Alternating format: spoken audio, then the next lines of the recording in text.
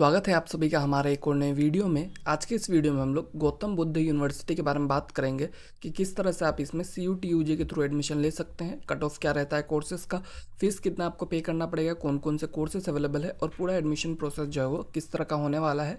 ये सब एकदम डिटेल में आज के इस वीडियो में हम लोग बात करेंगे, ठीक है। तो चलिए वीडियो में आगे बढ़ते हैं और आप देख सकते हैं ये जो आपका GBU है उसके कुछ फ़ोटोज़ है, दिखने में काफ़ी शानदार, एकदम मतलब बहुत ही क्लासिक वाइब देता है, एकदम मस्त लग रहा है दिखने में, ठीक है। तो ओवरऑल देखा जाए इंफ्रास्ट्रक्चर के मामले में काफ़ी शानदार यूनिवर्सिटी हमें देखने को मिलता है। स्टेट यूनिवर्सिटी के हिसाब से तो ये काफ़ी अच्छा इंफ्रास्ट्रक्चर को रखता है, ठीक है। तो ये हो गया आपका इसका इंट्रोडक्शन। और वीडियो में आगे बढ़ने से पहले बता दूं कि अगर आप CUT का प्रिपरेशन कर रहे हैं तो हमारा ई बुक सेल चल रहा है, जहाँ पे आप कोई से भी 5 ई बुक बस 99 में ले सकते हैं, जिसमें आपको बहुत सारे डोमेन, बहुत सारे जनरल टेस्ट वगैरह, लैंग्वेज वगैरह के पेपर मिल जाएंगे। तो उनको आप ज़रूर से परचेस करके देखिए एक बार, बहुत ही हेल्पफुल रहेगा आपके लिए और आपका बहुत पैसा जो है वो भी बच जाएगा। आप हमें इस नंबर पर मैसेज कर सकते हैं या फिर स्टोर का लिंक भी आपको डिस्क्रिप्शन में मिल जाएगा।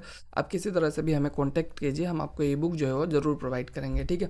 तो चलिए अब हम लोग वीडियो में आगे बढ़ते हैं और देखते हैं पहले यूनिवर्सिटी के बारे में। तो पहले GBU का इंट्रोडक्शन देखते हैं, ठीक है। लोकेशन का बात किया जाए, ये आपका ग्रेटर नोएडा उत्तर प्रदेश में लोकेटेड है, ठीक है। ये एक स्टेट गवर्नमेंट यूनिवर्सिटी है जो कि आपका यूपी गवर्नमेंट की तरफ से इस्टेब्लिश किया गया था, ठीक है।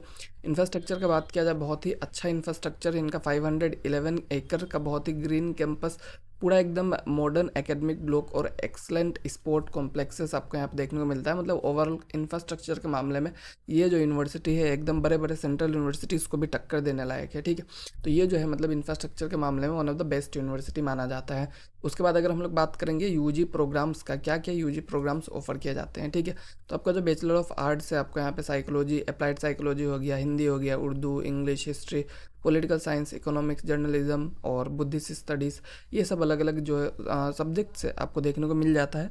और इन सब्जेक्ट में एडमिशन लेने के लिए आपको इंग्लिश या हिंदी और जनरल टेस्ट जो है लेना पड़ेगा। तो लैंग्वेज में आपको इस चीज़ का ध्यान रखना है, आपके पास दो ही ऑप्शन ये लोग दे रहे हैं, इंग्लिश या फिर हिंदी, या फिर मतलब इन दोनों में से एक लैंग्वेज आपको चूज़ करना है और जनरल टेस्ट आपको चूज़ करना है, ठीक है।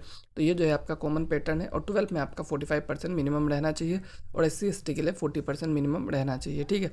तो यही आपका बेसिक जो है वो एलिजिबिलिटी इसमें दिया गया है। उसके बाद अगर हम लोग बात करेंगे आपका और भी प्रोग्राम्स है, जैसे कि आपका फिजिक्स हो गया, तो फिजिक्स जैसे जो भी साइंस के प्रोग्राम है ऑनर्स वाले, उसमें आपको इंग्लिश हिंदी में से एक सब्जेक्ट, साथ में जनरल टेस्ट और साथ में फिजिक्स, मतलब टोटल मार्क्स आपका 750 का आ जाता है, ठीक है। फिर केमिस्ट्री, मैथ्स आपको means mathematics, statistics, economics, environmental studies, forensic science, ये सब अलग अलग डिग्रीज भी देखने को आपको मिल जाते हैं, ठीक है। उसके बाद आपको बायोटेक्नोलॉजी भी मिलता है यहाँ पे, ठीक है, होन्स विथ रिसर्च के साथ। तो यहाँ पे भी आप देख सकते हैं सब्जेक्ट कॉम्बिनेशन ये है। और एलिजिबिलिटी की अगर बात किया जाए तो बायोटेक्नोलॉजी में आपको थोड़ा सा अलग एलिजिबिलिटी मिलता है, जैसे कि 10+2 exam passing with marks in PCB और PCM securing minimum 55% in aggregate alone with minimum 60% in chemistry and 75% in biology, ठीक है। तो ये जो चीज़ है आपको यहाँ पे देख लेना है, एलिजिबिलिटी इसमें थोड़ा सा ज़्यादा है, ठीक है। इसमें आपको ज़्यादा परसेंटेज चाहिए बायोटेक्नोलॉजी में एडमिशन के लिए।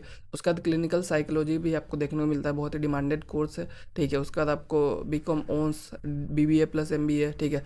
Physical education, social work, computer application, BCA मतलब आपका सिंपल सा, ठीक है। तो ये सब अलग अलग कोर्सेस है। इसके अलावा आपका BDS का जो है बैचलर ऑफ डिज़ाइन का, ठीक है, बैचलर ऑफ डिज़ाइन का 2 कोर्सेस आपको मिलता है। इसके लिए इंग्लिश हिंदी में से एक लैंग्वेज और जनरल टेस्ट आपको देना है, ठीक है। BLLB भी आपको मिल जाता है। उसके बाद आपका जो है बैचलर ऑफ टेक्नोलॉजी मतलब BTech जो है आपका CSC, ठीक है। BTech जो आपका कंप्यूटर साइंस का स्पेशलाइजेशन भी है, डाटा साइंस और साइबर सिक्योरिटी का, ठीक है। BTech computer science and engineering में और भी स्पेशलाइजेशन है, ठीक है। BTech के ऊपर हमने एक सेपरेट वीडियो बनाया है इसका, तो उसको आप ज़रूर से जाके चेकआउट कीजिए, वहाँ पे आपको BTech का अच्छे से डिटेल मिल जाएगा, ठीक है। BTech में आपको ECE मिल जाता है, साथ में आपको ECE का भी स्पेशलाइजेशन मिल जाता है artificial intelligence and machine learning में। BTech के लिए आपको देख लीजिए यहाँ पे 5 सब्जेक्ट चाहिए, इंग्लिश या हिंदी में से एक लैंग्वेज, फिर जनरल टेस्ट और फिजिक्स, केमिस्ट्री, मैथ्स जो है आपका कंपलसरी है। और यहाँ पे सबसे अच्छी बात यह है कि अगर आपका 12th में 45% है तो भी आप जाके यहाँ पे एडमिशन ले सकते हैं, ठीक है। आपको यहाँ पे 50% का भी ज़रूरत नहीं पड़ता है। बैचलर ऑफ टेक्नोलॉजी की बात किया जाए, ECE में आपको VLSI डिज़ाइन ये सब भी मिल जाता है, ठीक है। बैचलर ऑफ टेक्नोलॉजी में IT है और भी बहुत सारे जो भी आपको यहाँ पे दिख रहा है, मैं आपको एक ही बार में दिखा देता हूँ, ठीक है, क्योंकि सारे ब्रांचेस का नाम बोलना थोड़ा सा मुश्किल है क्योंकि बहुत सारे ब्रांचेस है, ठीक है। यहाँ पे आपको electrical, computer, robot and artificial intelligence, ठीक है, electrical engineering, electrical and electronics engineering, इन सबका एलिजिबिलिटी सेम है, ठीक है। जहाँ पे यहाँ पे कुछ नहीं दिख रहा है ना इस एरिया में, उन सबका एलिजिबिलिटी सेम है। और भी ये सब देख लीजिए आप, सिविल, मैकेनिकल वगैरह जो भी ब्रांचेस है सब में आपको सेम है। उसके बाद और जो यहाँ पे आपको दिख रहा होगा एक और स्पेशल कोर्स है यहाँ पे BTech in civil engineering working professionals के लिए, ठीक है। तो ये लोग को 3 ईयर डिप्लोमा जो है सिविल इंजीनियरिंग में किसी भी रिकॉग्नाइज इंस्टीट्यूशन से पास होना चाहिए विद 2 ईयर एक्सपीरियंस, तो ये वो लोग ये कर सकते हैं। ओके, उसके बाद आपको ये सब देखने को मिल रहा है सारा बीटेक के ब्रांचेस है। उसके बाद dual degree BSc MSc ayurveda biology में मिलता है, ठीक है। उसके बाद इंटीग्रेटेड बीटेक एमटेक आपको बायोटेक्नोलॉजी में मिलता है, ठीक है। उसके बाद आपको integrated B plain BSc MSc ayurveda biology same यही कोर्सेज आपको देखने को मिल जाता है, जिसको आप देख सकते हैं यहाँ पे बहुत सारे ब्रांचेस है। उसके बाद ये हमारा आखिरी कोर्स निकल के आता है जो भी आप यहाँ पे देख लीजिए, ठीक है। तो ये जो है अलग अलग प्रोग्राम्स है जो लोग यहाँ पे ऑफर करते हैं, बहुत सारे प्रोग्राम थे, दिखाने में आपको बहुत ज़्यादा टाइम लग गया। उसके बाद अगर हम लोग बात करेंगे CUT 2026 के कट ऑफ का, तो कट ऑफ का ऑफिशियल डाटा इनके वेबसाइट पे अवेलेबल नहीं है, बट हमें जितना भी रिव्यू वगैरह से पता चला, और जैसे कि स्टेट गवर्नमेंट का जो यूनिवर्सिटीज़ होता है उसके कट ऑफ जितना जाते हैं उसके हिसाब से अगर हम लोग बात करें तो आपका जो BA कोर्सेस है, ठीक है, जो भी आपके BA के ऑनर्स वगैरह के कोर्सेस है, तो उसमें अगर आप 500 में से 250 तक ले आते हैं इंग्लिश और जनरल टेस्ट मिला के या फिर हिंदी और जनरल टेस्ट मिला के, तो अच्छा चांसेस है कि आपका वहाँ पे एडमिशन जो है वो ईजिली हो जाएगा।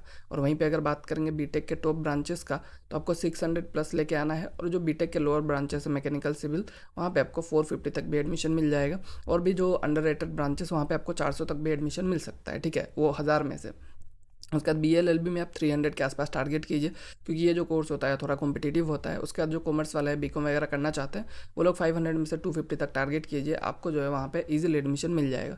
और बाकी कोर्सेज जो कि मैं नहीं बता पाया उनका भी कट ऑफ इसी के आसपास का रेंज में रहता है, तो उसको जो है आप वहाँ पर देख सकते हैं, उसी के आसपास का रेंज का आपका कट ऑफ वहाँ पर मिल जाएगा, ठीक है। उसके बाद कट ऑफ के बाद अगर हम लोग बात करेंगे फ़ी स्ट्रक्चर का, तो जो GBU है उसका फ़ी स्ट्रक्चर थोड़ा सा महंगा है, ये चीज़ तो आपको मानना ही पड़ेगा, ठीक है। जैसे कि रजिस्ट्रेशन फ़ी हर प्रोग्राम के लिए, नेशनल स्टूडेंट जो भी है मतलब इंडिया के स्टूडेंट, उनके लिए जितने भी प्रोग्राम है वहाँ पे भी आपको किसी भी प्रोग्राम में एडमिशन लेना है तो बस रजिस्ट्रेशन फ़ी जो है आपका काउंसलिंग कम रजिस्ट्रेशन वो आपको 10,000 का देना है।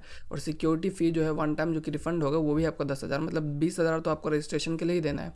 उसके बाद कॉमन फीस जैसे कि लाइब्रेरी का है पर सेमेस्टर 750, स्पोर्ट्स का है पर सेमेस्टर 750, एग्ज़ाम फीस है पर सेमेस्टर 2,500, ठीक है। हेल्थ इंश्योरेंस फ़ी 1100।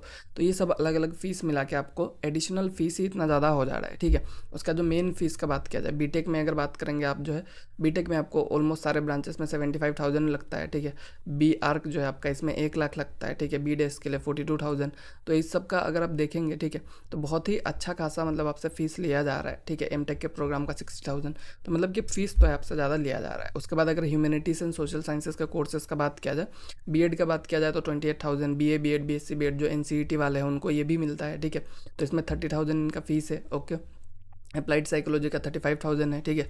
उसका BSc क्लिनिकल साइकोलॉजी का यहाँ पे 50,000 है, ठीक है। इंग्लिश हिस्ट्री इकोनॉमिक्स में अगर आप करेंगे 25,000 है। तो ओवरऑल इसी तरह से आपका जो है लैंग्वेज कोर्स है जो आपका हिंदी उर्दू संस्कृत उनका कम है आपका। और ये जो फीस है आपका पर सेमिस्टर है, मतलब आपको साल में ये फीस 2 बार देना है, ठीक है। मान लीजिए आप अप्लाइड साइकोलॉजी में जाएंगे तो आपको 70,000 तो बस ट्यूशन फ़ी देना है, ठीक है। तो फीस के मामले में देखा जाए काफ़ी महंगा आपको पड़ जाता है ये। और उसके बाद अगर बात करेंगे ओवरऑल तो सही है, बट फीस थोड़ा सा ज़्यादा है, ठीक है। तो एडमिशन प्रोसेस का बात किया जाए तो सबसे पहला जो आपका फेस होता है वह होता है आपका CUT का रजिस्ट्रेशन, ठीक है। CUT का रजिस्ट्रेशन के बाद आपको क्या करना है, CUT का एंट्रेंस देना है, जो कि कहा जा रहा है कि मई 11 से मई 31 के बीच में हो जाएगा। CBT मोड पे एग्जाम होता है, ठीक है। तो आपको CUT का एग्जाम दे देना है। उसके बाद जो हमारा सेकंड फेस होता है वह होता है आपका GBU का काउंसलिंग रजिस्ट्रेशन। जो CUT का रिजल्ट आ जाता है जुलाई के आसपास आ जाएगा, उसके बाद जो है GBU अपना खुद का सेपरेट सामर्थ्य पोर्टल ओपन करेगा, वहाँ पे आप जाके रजिस्टर करेंगे तभी जाके आपको वहाँ पे एडमिशन मिलेगा। क्योंकि अगर आप रजिस्टर नहीं करेंगे आपका CUT का स्कोर कितना भी हायर है बट आपको यहाँ पे एडमिशन नहीं मिल पाएगा, ठीक है। तो ये हो गया आपका GBU का जो रजिस्ट्रेशन। उसके बाद आपका मेरिट लिस्ट वगैरह निकलेगा, ठीक है। जो भी आपका कट ऑफ सिस्टम है उसके बेसिस पे आपका GBU जो है वो क्या करेगा, मेरिट लिस्ट निकालेगा। अगर आपका नाम रहता है मेरिट लिस्ट में तो आप क्या कर सकते हैं, आपको सीट अलॉट किया जाएगा, ठीक है। सीट अलॉट किया जाएगा तो आपको डैशबोर्ड में ऑफर दिखेगा, वहाँ पे आपको क्या करना है, फ़ी को पे करके सीट को आपको लॉक कर लेना है, ठीक है। तो इस तरह से आपका जो पूरा एडमिशन प्रोसेस रहने वाला है, ठीक है। आई होप आपको समझ में आ गया होगा। बाकी कोई भी डाउट रहे तो आप हमें कमेंट में पूछ सकते हैं, और जो हमारा ई बुक स्टोर है उसको आप ज़रूर विजिट कीजिए, ठीक है। Thank you.